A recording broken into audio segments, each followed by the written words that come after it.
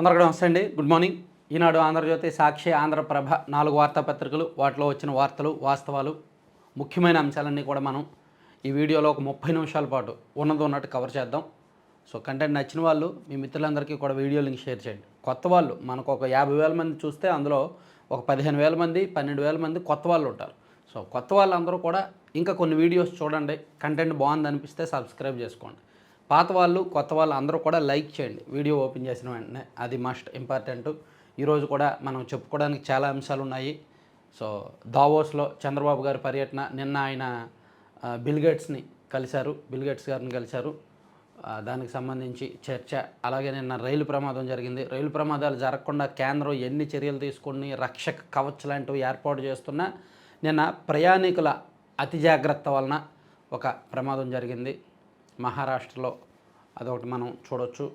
ఇంకా అనేక అంశాలు ఉన్నాయి. సో వాటన్నింటినీ కూడా మనం ఉన్నట్టు చెప్పుకుందాం. మొదట ఈ నాడు ఐటీ నేడు ఏఐ, కృత్రిమ మేధలో ఏపీని అగ్రస్థానంలో నిలుపుదాం, సాంకేతికత అభివృద్ధి పరిశోధనల్లో సహకరించండి, బిల్ గేట్స్ను కోరిన ముఖ్యమంత్రి చంద్రబాబు. దావోస్ ప్రపంచ ఆర్థిక సదస్సులో ఇరువురి భేటీ, రాష్ట్రంలో హిందుస్థాన్ యూనిలీవర్ 330 కోట్ల పెట్టుబడులు. రాష్ట్రంలో ఏర్పాటు చేయబోతున్న కృత్రిమ మేధ ఏఐ యూనివర్సిటీ కోసం నియమించిన సలహా మండలిలో భాగస్వాములు కావాలని మైక్రోసాఫ్ట్ వ్యవస్థాపకుడు మిలిందా గేట్స్ ఫౌండేషన్ స్థాపకుడు బిల్ గేట్స్ను ముఖ్యమంత్రి చంద్రబాబు ఆహ్వానించారు. సాంకేతిక పరిజ్ఞానము, విద్యలో ప్రపంచ పురోగతికి అనుగుణంగా ఏఐ పరిశోధన అభివృద్ధిలో రాష్ట్రాన్ని అగ్రగామిగా నిలపడమే తమ ప్రధాన లక్ష్యమని సీఎం ఆయనతో చెప్పారు. రాష్ట్రంలో centre of excellence for health innovation and డయాగ్నోస్టిక్స్ని ఏర్పాటు చేయాలని సీఎం ప్రతిపాదించారు. అప్పట్లో 1995లో ఐటీ, ఇప్పుడు 2025లో ఏఐ అంటూ బిల్ గేట్స్తో గత సమావేశాన్ని, ప్రస్తుత భేటీని పోలుస్తూ ఎక్స్లో ఆయన పోస్ట్ చేశారు.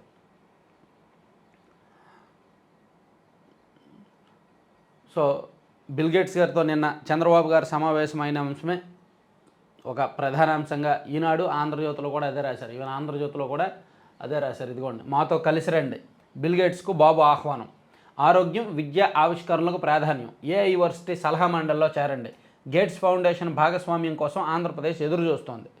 సో బిల్ గేట్స్ గారు ఒక ఫౌండేషన్ స్థాపించారన్న సంగతి తెలుసు కదా. ఆ ఫౌండేషన్ ద్వారా అనేక కార్యక్రమాలు చేస్తున్నారు. సో ఆ కార్యక్రమాల్లో ఏపీకి ప్రాధాన్యం ఇవ్వండి, హెల్త్ అండ్ ఎడ్యుకేషన్కి సంబంధించి కొన్ని రిఫార్మ్స్ తీసుకురావడానికి మీరు సహకరించండి అని చెప్పి కోరారు. Centre of excellence for health innovation diagnostics పెట్టండి, మైక్రోసాఫ్ట్ అధినేతను కోరిన సీఎం, ఐటీ అభివృద్ధికి సహకరించండి అని చంద్రబాబు గారు కోరడం, దానికి బిల్ గేట్స్ గారు సానుకూలంగా స్పందించడం, సుదీర్ఘకాలం తర్వాత చంద్రబాబు గారిని కలవడం నాకు హ్యాపీగా ఉందని చెప్పి బిల్ గేట్స్ గారు రెస్పాండ్ అవ్వడం, ఈ అంశాలన్నింటినీ కూడా దీనిలో కవర్ చేశారన్నమాట. అలాగే లోకేష్ గారు కూడా రకరకాల అధినేతలతో భేటీ అవుతున్నారు. గూగుల్ క్లౌడ్ను విస్తరించండి, విశాఖలో డిజైన్ కేంద్రం పెట్టండి, సీఈఓ థామస్కు బాబు ఆహ్వానం, పెట్టుబడులతో మూలపేట రండి, పెట్రోనాస్ అధిపతిని కోరిన సీఎం, మా వాటర్ లెవెల్ను పరిశీలించండి, డీపీ వరల్డ్ను కోరిన ముఖ్యమంత్రి, పెప్సికో యాజమాన్యంతో భేటీ. దావోస్ అంశాలన్నింటినీ కూడా ఒకే చోట, ఏపీలో ట్రేడ్ హబ్, దావోస్లో దిగ్గజ కంపెనీలను కోరిన Lokesh, WTC global, Hitachi, Wipro, Schneider, WEF health care అధిపతులతో భేటీ, యాక్సిస్ హెల్త్ కేర్ సీఈఓతో కూడా, సింగపూర్ వర్సిటీ ఈడీతోనూ సమావేశం అని నిన్న లోకేష్ గారు ఎవరెవరిని కలిశారనేది కూడా రాసుకొచ్చారు. అలాగే దావోస్లో ముఖ్యంగా తెలంగాణ ముఖ్యమంత్రి రేవంత్ రెడ్డి గారు అండ్ మహారాష్ట్ర ముఖ్యమంత్రి ఫడ్నవీస్ గారు, వాళ్ళిద్దరితో పాటు చంద్రబాబు గారు కూడా బిజీగా అనేక కంపెనీల అధిపతులతో కలుస్తూ వాళ్ళ రాష్ట్రాలకు పెట్టుబడులు తీసుకొచ్చే ప్రయత్నాలు ముమ్మరం చేశారనమాట. దాన్ని ప్రముఖంగా హైలైట్ చేశారు. అలాగే లోకేష్ గారు వారసత్వం గురించి అక్కడ చంద్రబాబు గారు మీడియాతో మాట్లాడారు. వారసత్వం అనేది ఓ మిథ్య మాత్రమే, లోకేష్కు వ్యాపారం అయితే తేలిక, కానీ సేవ చేయాలనే రాజకీయాల్లోకి వచ్చారు, అవకాశాలు అందిపుచ్చుకున్న వారే ఏ రంగంలో అయినా రాణిస్తారు, దేశానికి 4వ మోదీయే ప్రధాని, కేంద్ర మంత్రి కావాలనే ఉద్దేశం నాకు లేదు, దావోస్లో మీడియాతో సీఎం చంద్రబాబు. వ్యాపారము, సినిమాలు, రాజకీయము, కుటుంబము, ఏ రంగమైనా వారసత్వం అనేది కేవలం మిథ్య అని ముఖ్యమంత్రి చంద్రబాబు వ్యాఖ్యానించారు. సీఎం పార్టీ అధినేతగా లోకేష్ వారసత్వంపై విలేకరులు అడిగిన ప్రశ్నకు స్పందిస్తూ చుట్టూ ఉన్న పరిస్థితుల వల్ల అవకాశాలు వస్తుంటాయి, ఎవరైనా వాటిని అందిపుచ్చుకుంటేనే రాణించగలరు. నేను ఎప్పుడూ జీవనోపాధి కోసం రాజకీయాలపై ఆధారపడలేదు. 33 ఏళ్ల క్రితం కుటుంబ వ్యాపారం ప్రారంభించాం. ఆ వ్యాపారం అయితే లోకేష్కి చాలా తేలికైన పని. కానీ ఆయన ప్రజలకు సేవ చేయాలనే ఆలోచనతో రాజకీయాల్లోకి వచ్చారు. అందులో సంతృప్తి పొందుతున్నారు. ఇందులో వారసత్వం అంటూ ఏమీ లేదు అని వివరించారు.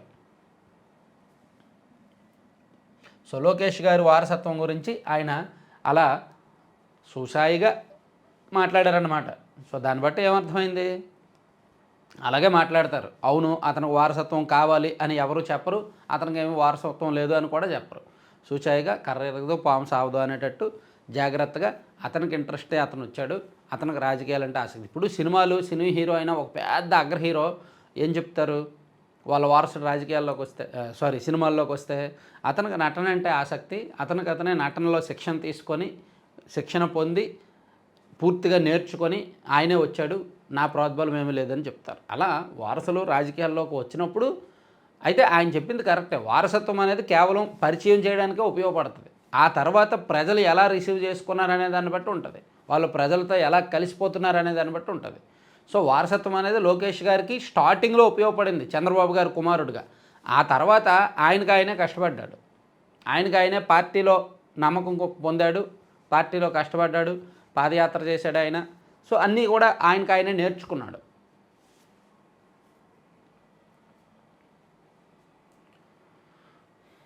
తర్వాత ఈ అంశాలు చూసాం కదా. తర్వాత ఇదండి ట్రైన్ యాక్సిడెంట్, రైలు పట్టాలపై నెత్తుడిదార. పుష్పక్ ఎక్స్ప్రెస్లో మంటలు చెలరేగాయని వదంతులు వచ్చాయి. ఇప్పుడు పుష్పక్ ఎక్స్ప్రెస్లో బోగీల్లో ప్రయాణికులు ఉన్నారు, జనరల్ బోగీలో పొగలు వచ్చాయంట, దాంతో మంటలు వ్యాపించాయి అని పుకార్లు వదంతులు విపరీతంగా వచ్చాయి. దాంతో 2 బోగీల్లో ప్రయాణికులందరూ ఏం చేశారు, చైన్ లాగి ట్రైన్ ఆపేసి ఉన్న పొలంగా అందరూ దిగిపోయి ఆ పక్కన సైడ్ ఇంకో ట్రాక్ ఉంటుంది కదా, ఆ ట్రాక్ మీద వెళ్ళి నిల్చున్నారు. అటు నుంచి మరో ఎక్స్ప్రెస్ స్పీడ్గా వచ్చి అక్కడ నిల్చున్న వారు చాలామందిని ఢీకొట్టింది. అందులో 12 మంది చనిపోయారు, 15 మందికి గాయాలయ్యాయి. అలా నిల్చున్న వాళ్ళు వేరే ట్రాక్ మీద నిల్చుంటే ఎట్లా? రైల్లో మంటలు చెలరేగాయన్న వదంతి మహారాష్ట్రలోని జల్గావ్ జిల్లాలో ఘోర ప్రమాదానికి దారితీసింది. దీనిలో 12 మంది ప్రాణాలు కోల్పోయారు, 15 మంది గాయపడ్డారు. ముంబైకి 400 కిలోమీటర్ల దూరంలోని మహేజీ ఫర్ధాడే స్టేషన్ల మధ్య బుధవారం సాయంత్రం 4:45 గంటల సమయంలో ఈ ప్రమాదం చోటు చేసుకుంది. లక్నో ముంబై పుష్పక్ ఎక్స్ప్రెస్ రైల్లో మంటలు వచ్చాయని తొలుత కలకలం రేగింది. తమకు మంటలు అంటుకుంటాయనే ఆందోళనతో అలారం చైన్లు లాగి హడావుడిగా కిందకు దిగిన ప్రయాణికులు పక్కనున్న మరో ట్రాక్ పైకి చేరారు. అదే సమయంలో ఆ ట్రాక్పై గంటకు 130-140 కిలోమీటర్ల వేగంతో దూసుకు వస్తున్న బెంగళూరు న్యూఢిల్లీ కర్ణాటక ఎక్స్ప్రెస్ రైలు వారిని ఢీకొంది. దీంతో క్షణాల్లో ప్రాణాలు గాలిలో కలిసిపోయాయి. రైలు ఆగుతుండగా ప్రయాణికులు 2 వైపుల నుంచి కిందకు దూకారని, వారిలో అవతలి ట్రాక్ వైపు దిగిన వారు ప్రమాదానికి గురయ్యారని ప్రత్యక్ష సాక్షులు చెప్పారు. చూడండి, ఈ ట్రైన్లో మంటలు వచ్చేస్తున్నాయని, మంటలు వస్తున్నాయో లేదో అదొక వదంతులు, ఏదో అలా వ్యాపించి వదంతులు వ్యాపించడంతో చైన్ లాగేసి కిందకి దిగిపోవాలి, ప్రాణాలు కాపాడుకోవాలనే ఆతృతతో కొంతమంది దిగి అవతల ట్రాక్ మీదకి వెళ్ళారు. అవతల ట్రాక్లో ట్రైన్ స్పీడ్గా వచ్చి ఢీకొంది. సో ఊహించిన ప్రమాదం ఇది, అనుకోని ప్రమాదం ఇది.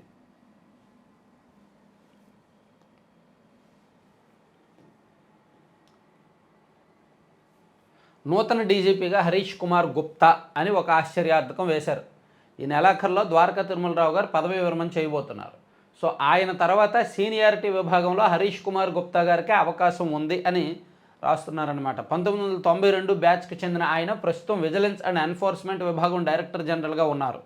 ఈ నెల 31న ప్రస్తుత డీజీపీ ద్వారకా తిరుమలరావు పదవి విరమణ చేయనున్న నేపథ్యంలో హరీష్ కుమార్ గుప్తా గారికి అవకాశం ఉంది. ఆయన గుర్తున్నారుగా, గతంలో డీజీపీగా పనిచేశారు, ఎన్నికల టైంలో ఆయన డీజీపీగా పనిచేశారు.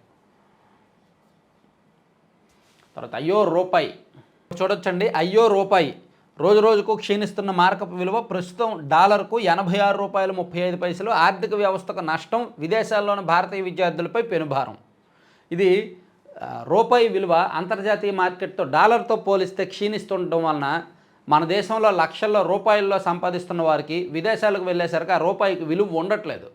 దానివలన భారతీయ విద్యార్థులు కానీ ఉపాధి కోసమో చదువు కోసమో విదేశాలకు వెళ్తుంటే వాళ్ళకి సరిపోవట్లేదు, మన సంపాదన మన రూపాయి సరిపోవట్లేదు. సో దీన్ని కట్టడి చేయాలి. కట్టడి చేయడానికి ఏవో కేంద్ర ప్రభుత్వాలు రకరకాల ప్రయత్నాలు చేస్తున్నాయి, కానీ ఇంకా ఏం చేయొచ్చు? అసలు రూపాయి విలువ క్షీణించకుండా ఉండాలి అంటే, రూపాయి విలువ పెరగాలి అంటే ఏం చేయాలి? దానికి సొల్యూషన్ ఏమిటి? ఎవరైనా ఆర్థిక నిపుణులు ఉంటే కింద కామెంట్ చేయండి. ఆ కామెంట్ని నేను హైలైట్ చేస్తాను, అందరికీ అర్థమయ్యేలా. అసలు రూపాయి విలువ క్షీణించకుండా ఉండాలి అంటే ఏం చేయాలి? సొల్యూషన్స్ ఏమైనా ఉన్నాయా? మన జీడిపి పెరగడం కానీ, ఉత్పత్తులు పెరగడం కానీ, మన దేశం ద్రవ్యోల్బణం దానికి సంబంధించిన అంశాలు ఏమైనా ఉంటే కామెంట్ చేయండి. అసలు సూచనలు సలహాలు ఏమైనా ఉంటే చెప్పండి, నేను ఆ కామెంట్ని హైలైట్ చేస్తాను. ఎందుకంటే నాకు దీని మీద పూర్తిగా పట్టు లేదు, పూర్తిగా నాలెడ్జ్ లేదు. తర్వాత సాలీడు గూడు మంచు ముత్యాల తోడు. కొన్ని రోజులుగా పొగ మంచు కమ్ముకుంటోంది, ప్రకృతికి సరికొత్త అందాలు అద్దుతోంది. ఉదయం 8 గంటలు అవుతున్నా సూర్యుడు కనిపించడం లేదు. పల్లెలు, పంట పొలాలు పొగమంచు దుప్పట్లు కప్పుతున్నాయి. 3 రోజుల నుంచి విపరీతమైన మంచు కురుస్తుంది. లాస్ట్ 3 రోజుల నుంచి బాగా మంచు కురుస్తుంది. ఈవెన్ ఇప్పటికీ కూడా మన స్టూడియో బయట చూస్తే మొత్తం మంచే.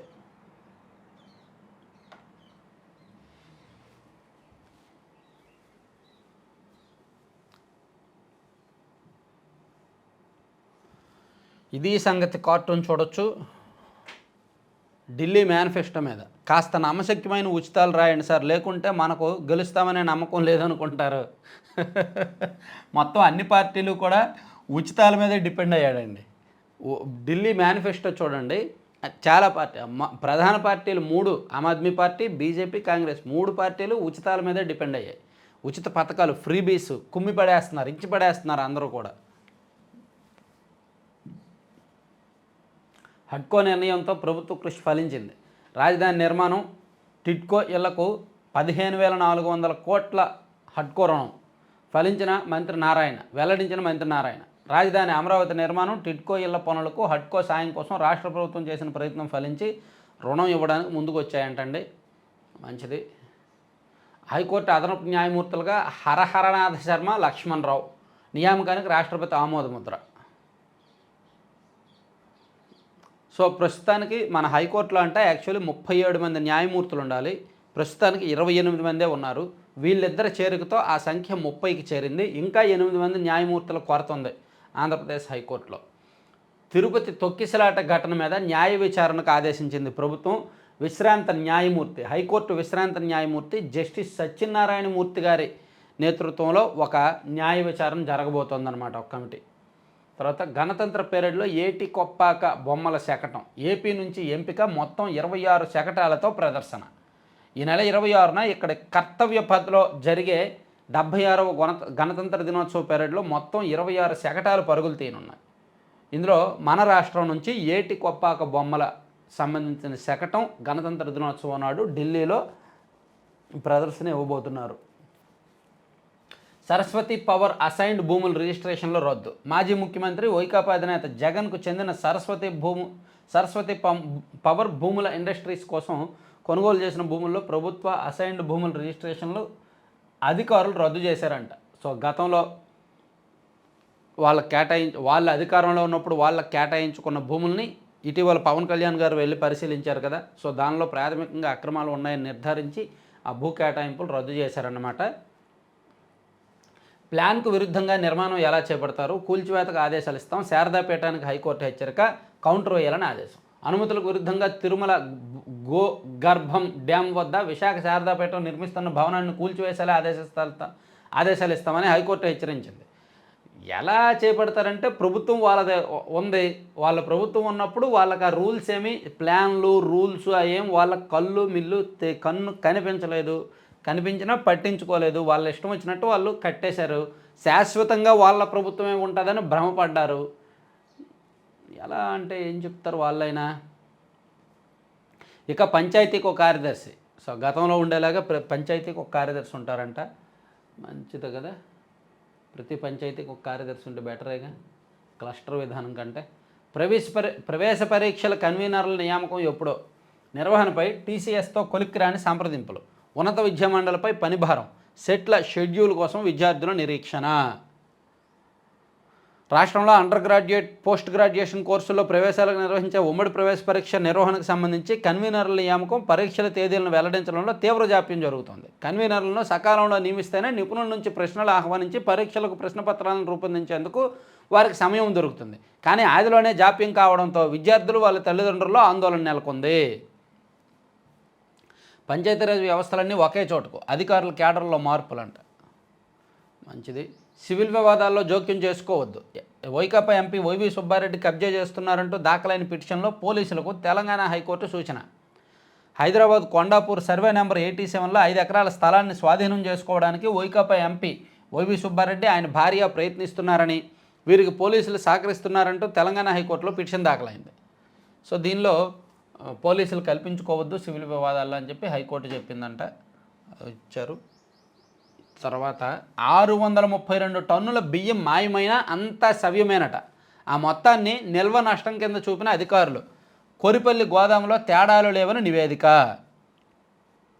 ఇప్పుడు మచిలీపట్నంలో ఎలాగైతే గొడౌన్స్లో నిల్వ చేసిన బియ్యం మాయమయ్యాయో కాకినాడలో కూడా అలాగే మాయమయ్యాయి. కానీ కాకినాడలో మాత్రం అధికారులు బహుశా ఆ నాయకులకు సహకరించి ఏమీ లేదు అంతా బాగానే ఉందని రిపోర్ట్ ఇచ్చారంట.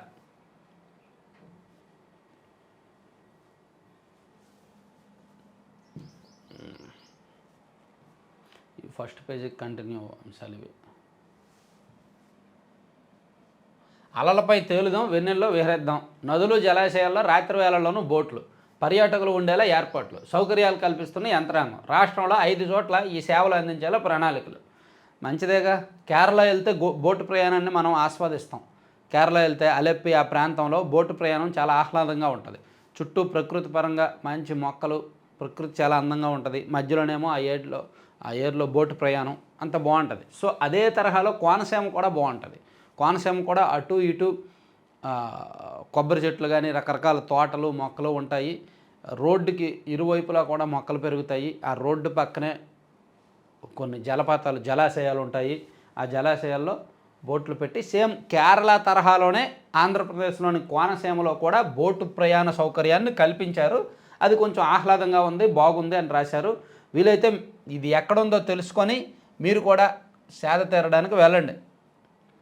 ఇప్పుడు వీకెండ్ వస్తే కుర్రాళ్ళు ఐటీ ఎంప్లాయీస్ వాళ్ళు వీళ్ళు ఏ రిసార్ట్కి వెళ్దాము, చీరాల రిసార్ట్స్కి వెళ్దామని ఆలోచన చేస్తున్నారు.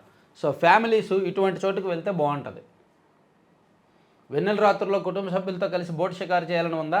అలల ఊయలపై తేలియాడుతూ కలల వీధుల్లో విహరించాలనుకుంటున్నారా? విందును ఆస్వాదిస్తూ అయిన వారితో ఆహ్లాదం పంచుకోవాలని ఉందా? అయితే మీకోసమే ప్రభుత్వం ప్రత్యేకంగా చొరవ తీసుకుంటోంది. కేరళలోని అలెప్పి బోటు షికారు మాదిరిగా సౌకర్యాలు కల్పించేందుకు కంకణం కట్టుకుంది.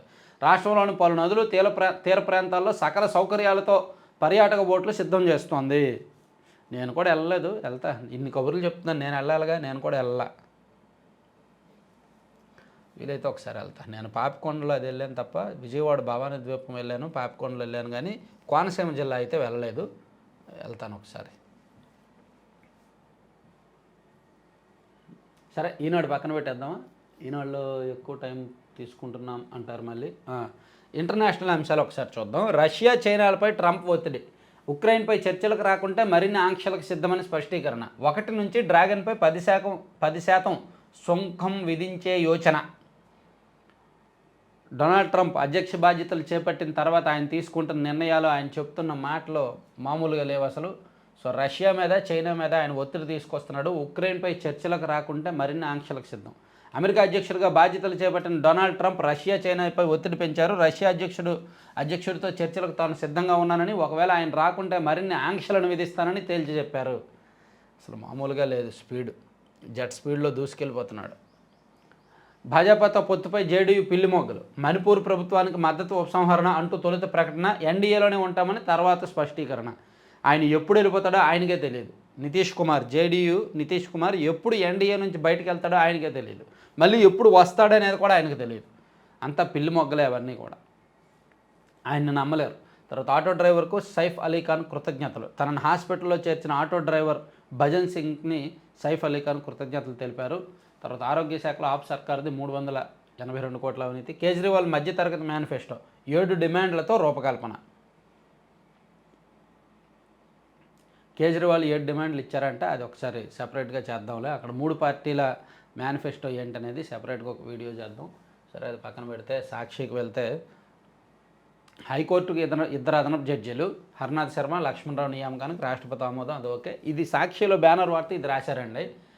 బాబు కక్ష ఖరీదు 3 లక్షల కోట్లంట. వీళ్ళు రాసిన సారాంశం ఏంటంటే, జిందాల్ ఉన్నారు కదా, జగన్మోహన్ రెడ్డి గారికి అత్యంత సన్నిహితులు. కాదంబరి జత్వానీ నుంచి జగన్మోహన్ రెడ్డి గారి హయాంలో కాదంబరి జత్వానీ ఏదో కొన్ని వ్యవహారాలు జరిగాయి, అన్నీ మనం చెప్పుకోకూడదులే, కానీ అంతా మనం రాష్ట్రంలో అందరికీ తెలుసు.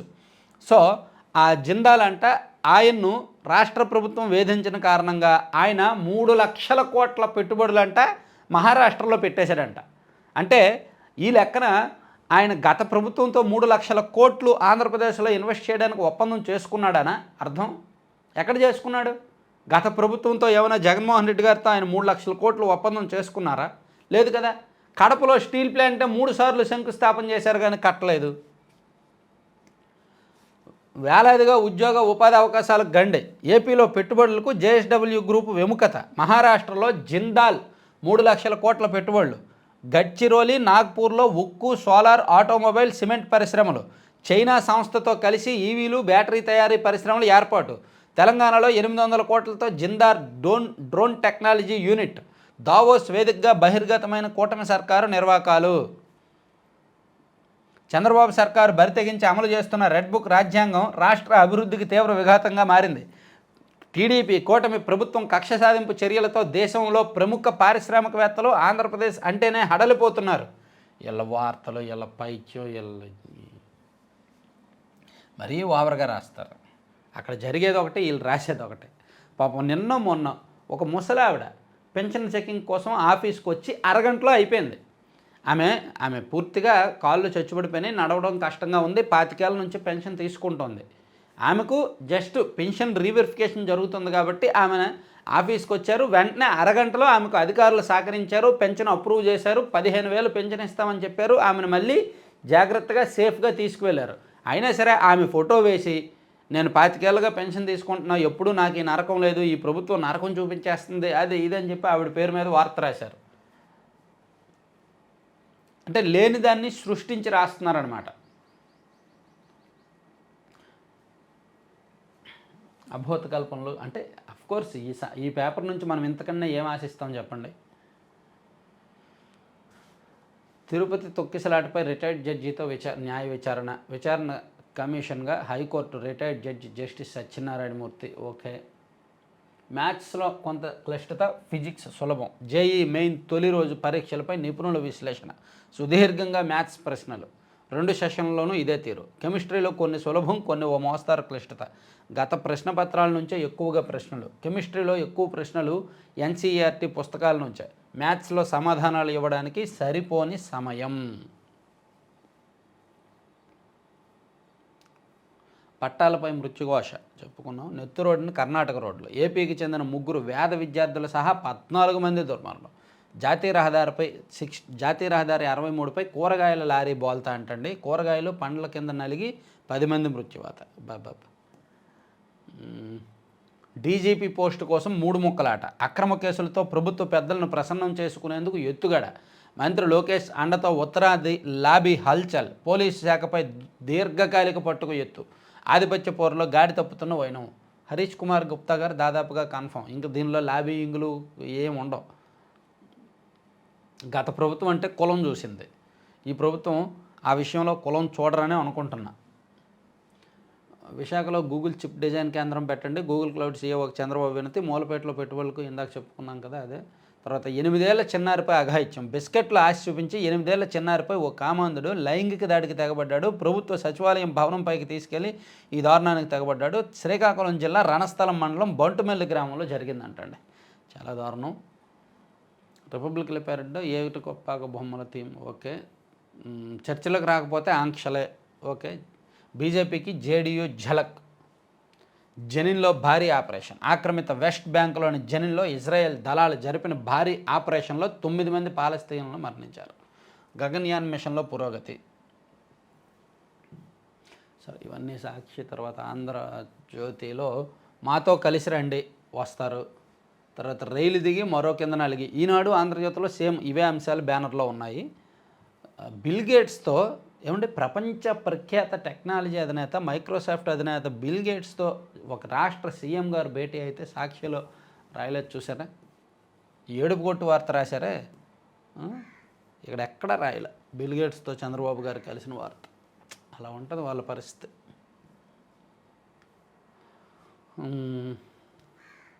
కల్లోల దండకారణ్యం, నక్సల్స్కు దడ పుట్టిస్తున్న యుఏవి డ్రోన్లు, డే అండ్ నైట్ కారడవిలో ఆపరేషన్స్, ఎదురు కాల్పులు తప్ప అన్నీ చేయగలవు.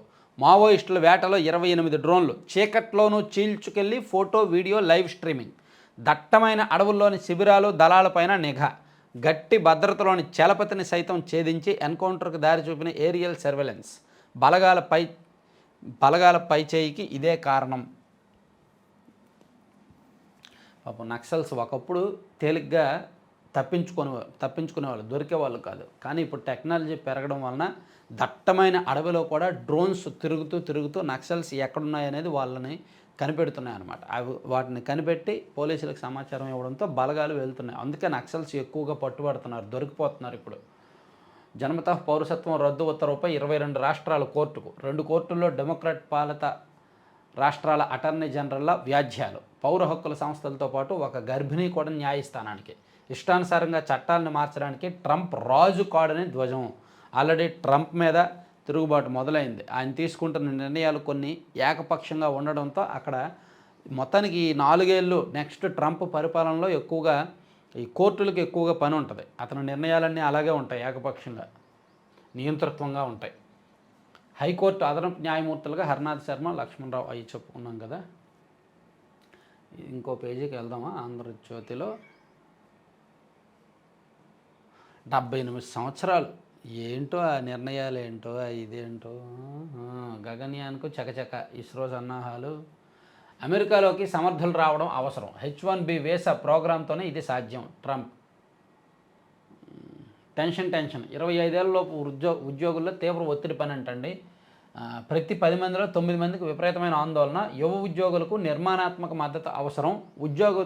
ఉద్యోగుల సహాయ సేవా సంస్థ 1-to-1 వెల్లడి. ప్రముఖ పారిశ్రామికవేత్తలు ఎన్ఆర్ నారాయణమూర్తి, ఎస్ఎన్ సుబ్రహ్మణ్యన్ వంటి వారు సుదీర్ఘ పని గంటలు ఉండాలని, వారాంతాల్లోనూ పనిచేయాలని అభిప్రాయం వ్యక్తం చేసిన అందుకు యువత మానసికంగా సిద్ధంగా లేరేమో. 25 ఏళ్లలోపు ఉద్యోగుల్లో పని ఒత్తిడి ఎక్కువగా ఉంటుందంట, టెన్షన్ పడుతున్నారంట. అది రాశారు. భార్యను ముక్కలుగా కోసి కుక్కర్లో ఉడికించాడంటండి ఎవడో ఈడు. ఓ భర్త దారుణం, ఆమె ప్రవర్తనపై అనుమానంతో ఘోరం. హైదరాబాద్లోనే జరిగింది ఇది. రాచకొండ పరిధిలో హైదరాబాద్ మీర్పేటలో వెలుగు చూసిందంట. 2 పిల్లలు ఉన్నారు.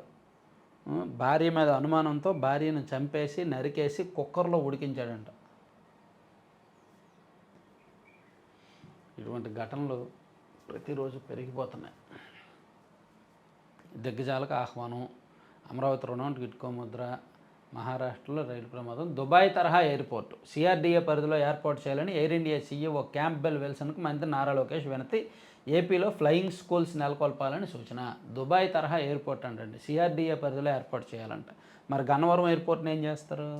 సిఆర్డీఏ పరిధిలో దుబాయ్ తరహాలో 3000 నుంచి 5000 ఎకరాల్లో అంతర్జాతీయ విమానాశ్రయం ఏర్పాటు చేయాలని ఎయిర్ ఇండియాను రాష్ట్ర ఐటీ ఎలక్ట్రానిక్స్ శాఖల మంత్రి నారా లోకేష్ కోరారు.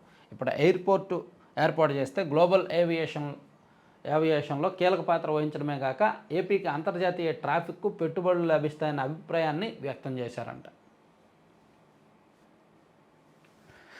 గిరిజన ప్రాంతాల కుదింపు ఎందుకు? హైకోర్టు ధర్మాసనం విస్మయం. పూర్తి వివరాల కోసం కేంద్ర గిరిజన శాఖ కార్యదర్శికి ఆదేశం.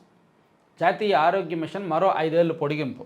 ముడి జనపనార ఎంఎస్పి 315కు పెంపు. తాజా పెంపుతో క్వింటా ధర 5650. 10 ఏళ్ల వ్యవధిలో 2.35 రెట్లు పెరుగుదల. నిన్న కేంద్రం స్థాయిలో తీసుకున్నారు. నేషనల్ హెల్త్ మిషన్ అని ఉంటుంది కదా, దానికి నిధులు ఇస్తూ ఉంటారు రాష్ట్రాలకు ప్రతి సంవత్సరం హాస్పిటల్స్కి, మెడిసిన్స్కి, మౌలిక సదుపాయాల కల్పన కోసం. అది ఇంకో 5 ఏళ్ళు పొడిగిస్తున్నారంట. తర్వాత 10th ప్లాన్కు టీచర్లు కండి క్షేత్రస్థాయిలో పర్యవేక్షణ శూన్యం. మొదటిసారిగా 10వ తరగతికి 100 రోజుల యాక్షన్ ప్లాను. నేటికి అనేక పాఠశాలల్లో పూర్తి కాని సిలబస్సు, గైడ్లు, పీడిఎఫ్ ఫైల్ పైన ఆధారపడుతున్న ఉపాధ్యాయులు. దగ్గర పడుతున్న 10th పరీక్షలో ఆందోళన వ్యక్తం చేస్తున్న విద్యార్థుల తల్లిదండ్రులు. యాక్చువల్లీ డిసెంబర్కే సిలబస్ పూర్తయిపోద్ది. ఈవెన్ మేము అప్పటి నుంచి కొన్ని దశాబ్దాల నుంచి డిసెంబరు, జనవరి వచ్చేసరికి సిలబస్ పూర్తయిపోయి ఆ తర్వాత రివిజను, ప్రీ ఫైనల్ దానికి ప్రిపేర్ అవుతుంటారు. కానీ ఈ సంవత్సరం ఇంకా కొన్ని చోట్ల సిలబస్ పూర్తి అవ్వలేదంట, అది రాసుకొచ్చారనమాట. సో అవి అంటే ఈరోజు పెద్దగా పనికొచ్చే అంశాలు ఏమీ లేవు, కానీ అంతా కూడా దావోస్ పర్యటన దాని మీద ఎక్కువగా వార్తలు ఫోకస్ అయి ఉన్నాయి. పొలిటికల్గా జగన్మోహన్ రెడ్డి గారు ఏమైపోయారు ఈ మధ్య? ఆయన కనిపించట్లేదు, వార్తల్లో ఎక్కడా కనిపించట్లేదు, ట్వీట్లు లేవు, పర్యటనలు లేవు, మీటింగులు లేవు.